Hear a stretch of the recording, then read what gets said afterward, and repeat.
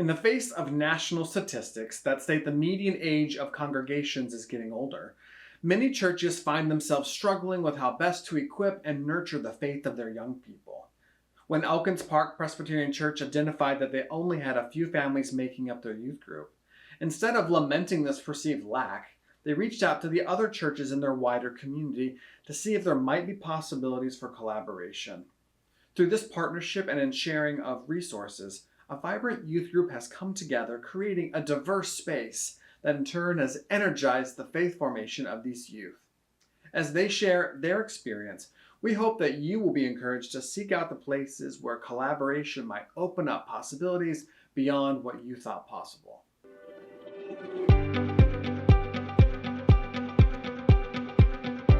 We had an idea to start a kids club here at the Elkins Park Church. And at that point, we had a core of young people who were like elementary school age. So we did start that event, and we went on a September to June school year.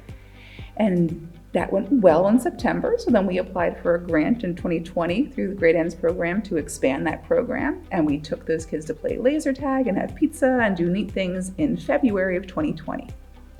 Well, then we couldn't do anything beyond then. So the money was still there.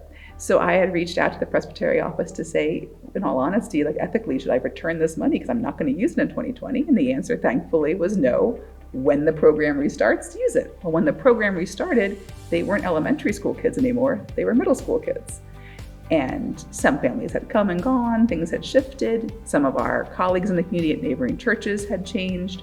So the feedback I got from reaching out to the families was, it was really hard to find one specific time of the month and date each month where we could get all the kids in one place. So realizing getting a critical mass was hard. We already have partnerships with other churches to do hymn sings, to do Vacation Bible School, to do other events. So I said, okay, let's do youth group. I reached out to about a dozen churches, and the result was 5 of them said yes.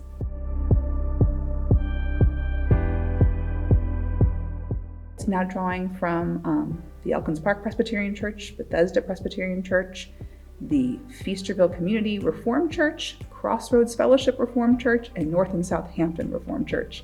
So the result is 3 clergy, 1 seminary student, and about 30 young people, plus each site that hosts provides volunteers when they host, and snacks and entertainment and whatever programming is appropriate.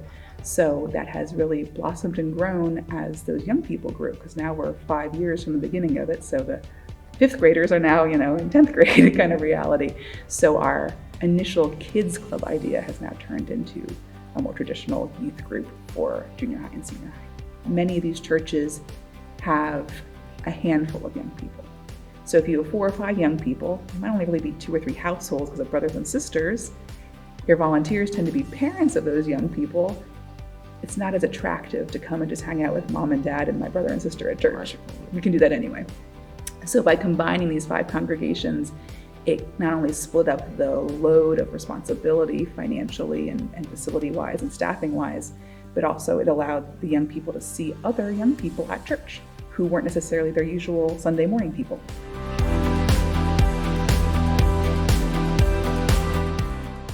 Sometimes it ranges from like 10 to 15 or something. And when we do bigger events, we usually get like more kids because like siblings come or like parents. So yeah, like when we went to the beach, we probably had more kids than if we just like stayed at church and like played some small games. Some kids are still in like elementary school, like 10 years old or something, and some other kids are like my age or like older. So I think it's fun to have like those different age groups all together and still having fun and still doing everything together.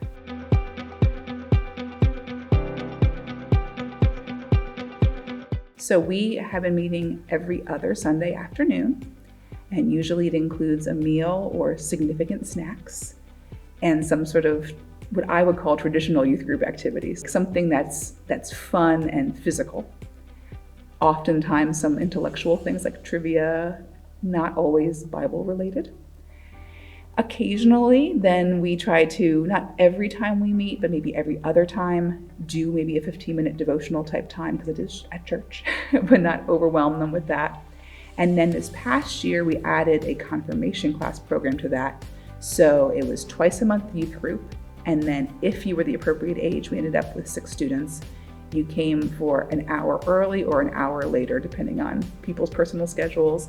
And we did the confirmation program together once a month. And then once a month, you did it with your home congregation.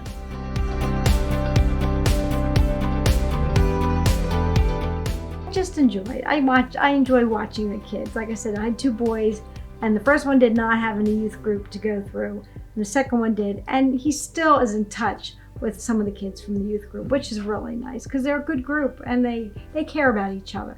And they cared about the one lost a mom, and they all rallied around him.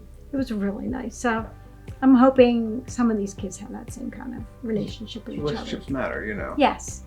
And knowing that somebody your age supports you when something happens. It's because nobody else understands it except another kid. We in our mission committee meetings, talk about sending money to nonprofits, to evangelists and missionaries near and far. And I said, what if the mission field were the church down the street that maybe doesn't have the resources but has the desire and the energy? And so $500 to the small youth group down the street might have a lot more impact than sending money to a large nonprofit organization. I really believe that these young people have been able to have a program they wouldn't have had otherwise. Right.